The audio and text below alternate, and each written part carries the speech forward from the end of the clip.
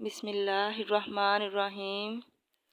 السلام علیکم ورحمۃ اللہ وبرکاتہ۔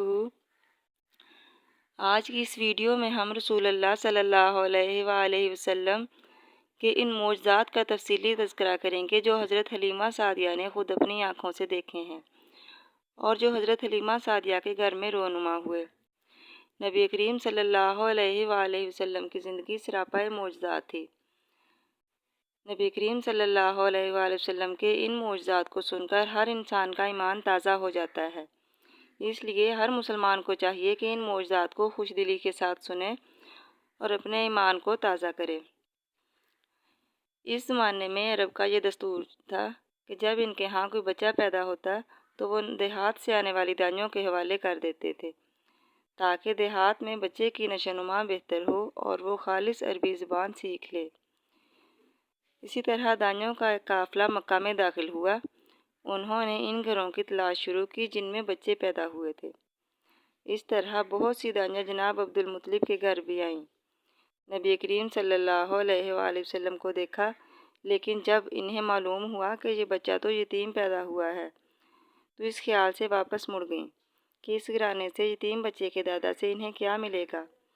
اسی طرح دائیاں آتی جاتی رہتی تھیں، کسی نے آپ کو دودھ پلانا منظور نہ کیا، اور کرتی بھی کیسے؟ یہ سعادت تو حضرت حلیمہ سعدیہ کو حاصل ہونی تھی۔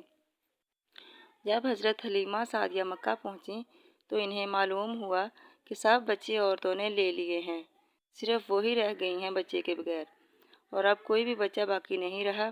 ہاں، ایک یتیم بچہ ضرور باقی ہے جسے دوسری عورتیں چھوڑ کر گئی ہیں۔ حضرت حلیمہ سعدیہ نے اپنے شوہر سے کہا، خدا کی قسم مجھے یہ بات بہت ناگوار گزر رہی ہے کہ باقی سب دائیاں بچے لے کر جائیں اور میں بچے کے بغیر گھر جاؤں، دوسری عورتیں مجھے تانے دیں گی، اس لیے کیوں نہ ہم اس یتیم بچے کو ہی لے لیتے ہیں۔ عبداللہ بن حارث جو حضرت حلیمہ سعدیہ کے شوہر تھے بولے، کوئی حرج نہیں، ہو سکتا ہے اللہ تعالیٰ اس بچے کے ذریعے ہمیں خیر و برکت عطا کرے۔ چنانچہ حضرت حلیمہ سعدیہ حضرت عبدالمطلب کے گھر گئیں۔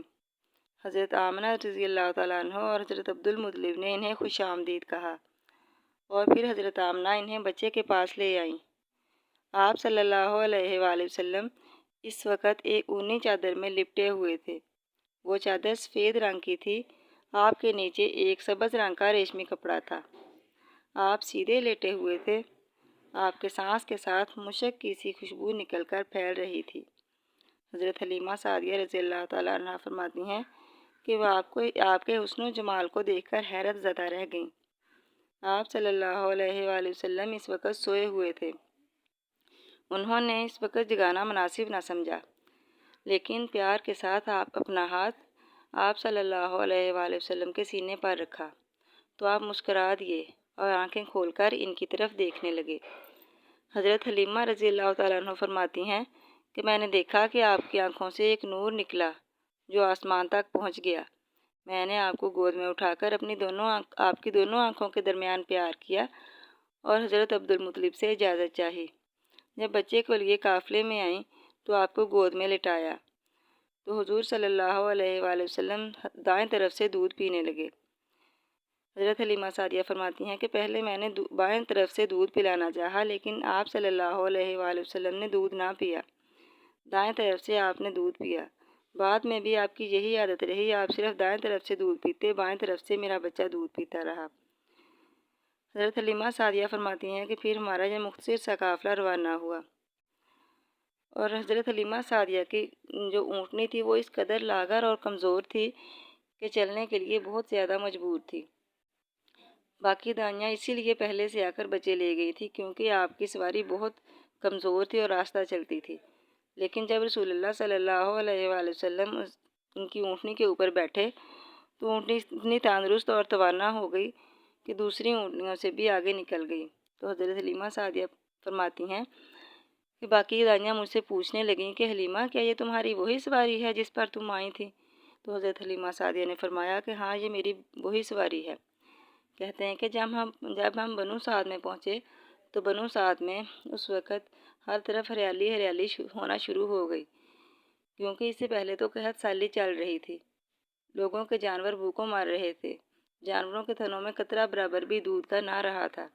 تو حضرت حلیمہ سعدیہ فرماتی ہیں کہ جب ہم اپنے گھر گئے تو ایسے لگ رہا تھا جیسے ہر طرف نور ہی نور برس رہا ہو، اور ہم نے اپنی بکریوں کو دودھ دھونے کے لیے برتن اٹھایا تو تھن دودھ سے بھر گئے۔ ہمارے گھر میں جتنے بھی برتن تھے ہم نے سارے دودھ سے بھر لیے، اور بنو سعد کے باقی لوگ بھی اپنے چرواہوں سے کہنے لگے کہ تم بھی وہاں بکریاں چرایا کرو جہاں حلیمہ بکریاں چراتی ہیں۔ تو وہ لوگ بھی اپنے ریوڑوں کو وہیں لے کر جاتے، لیکن ان کے ریوڑ ویسے ہی بھوکے آتے، ہماری بکریاں کے تھن دودھ سے بھرے ہوئے آتے۔ تو اور بھی کئی طرح سے حلیمہ سعدیہ فرماتی ہیں کہ ہمارے گھر میں برکتیں نازل ہونا شروع ہو گئیں، ہر چیز میں برکت ہوتی اور ہم حیران ہو گئے۔ اسی طرح وقت گزرتا گیا۔ 2 ماہ کی عمر میں آپ صلی اللہ علیہ وآلہ وسلم نے چلنا شروع کر دیا۔ آپ دوسرے بچوں کی نسبت زیادہ بڑھتے، اور 8 ماہ کی عمر میں آپ صلی اللہ علیہ وآلہ وسلم نے بولنا شروع کر دیا۔ 9 ماہ کی عمر میں آپ صلی اللہ علیہ وآلہ وسلم کی بات بالکل سمجھ میں آنے لگی۔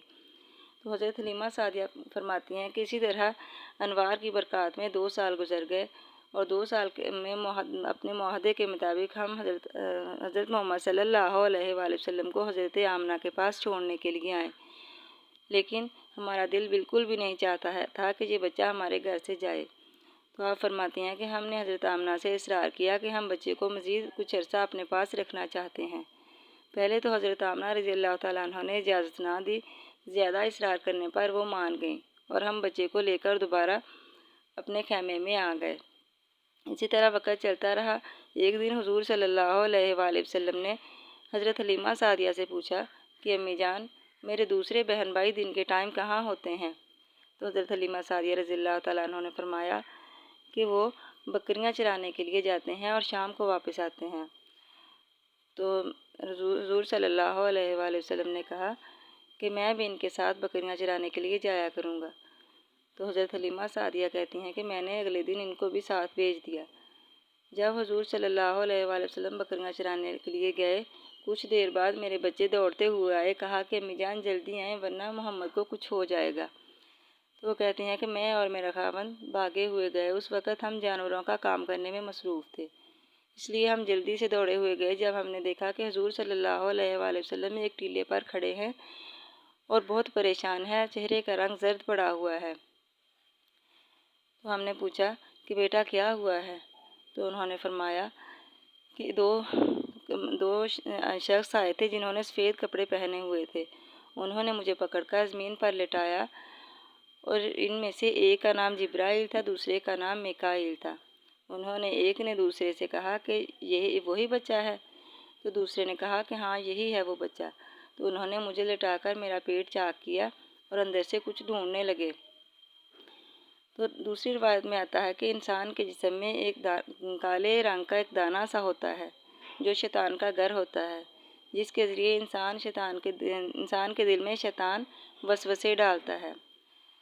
تو رسول اللہ صلی اللہ علیہ وسلم کے بدن سے وہ نکال کر باہر پھینک دیا اور دوبارہ سے پیٹ مبارک کو جوڑ دیا اور چلے گئے۔ تو رسول اللہ صلی اللہ علیہ وسلم کا چہرے کا رنگ اس وجہ سے زرد نہیں ہوا تھا کہ انہیں کوئی تکلیف ہوئی تھی، صرف ان کے دل میں خوف پیدا ہو گیا تھا بچہ ہونے کی وجہ سے۔ تو حضور صلی اللہ علیہ وسلم کو لے کر حضرت حلیمہ سعدیہ اپنے گھر آئیں اور بہت پریشان ہوئے۔ حضرت حلیمہ سعدیہ فرماتی ہیں کہ میرے خاوند نے پریشان ہو کر یہ کہا کہ حلیمہ، بہتر ہے کہ ہم اس کو اس کے والدین کے پاس چھوڑ آئیں، کہیں اس کے لیے کوئی نقصان نہ ہو جائے۔ تو حضرت حلیمہ سعدیہ فرماتی ہیں کہ میں نے بھی ان کی بات کی تردید کی اور ہم ان کو لے کر مکہ کی طرف روانہ ہوئے۔ جب ہم مکہ کے بالائی حصے میں پہنچے تو اچانک رسول اللہ صلی اللہ علیہ وآلہ وسلم غائب ہو گئے۔ تو ہم بہت پریشان ہوئے اور پریشانی کی عالم میں عبد المطلب کے گھر پہنچے۔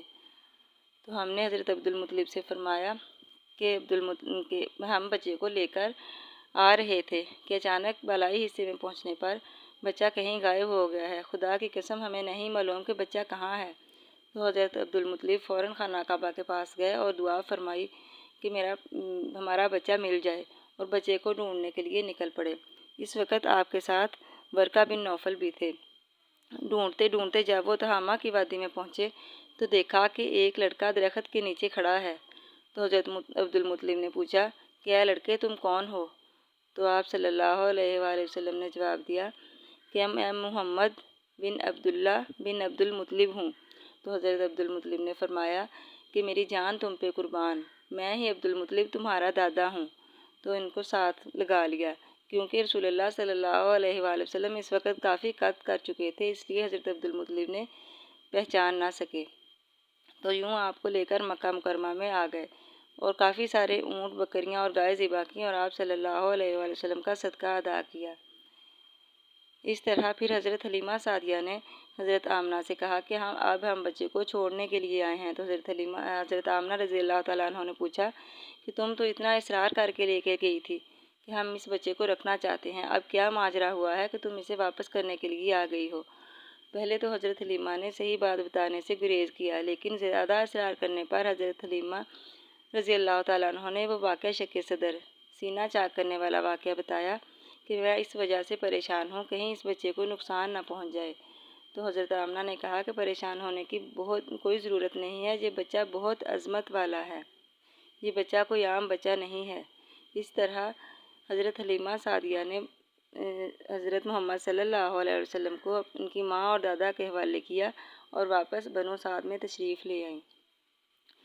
تو دوستو یہ تھے معجزات جو حضرت حلیمہ سعدیہ کے گھر نبی پاک صلی اللہ علیہ وآلہ وسلم کو عطا ہوئے۔ پہلا معجزہ تو جو اونٹنے کا تھا کہ وہ اتنی بیمار اور لاغر تھی، اور جب رسول اللہ صلی اللہ علیہ وآلہ وسلم نے سواری کی تو وہ اتنی تندرست اور توانا ہو گئی۔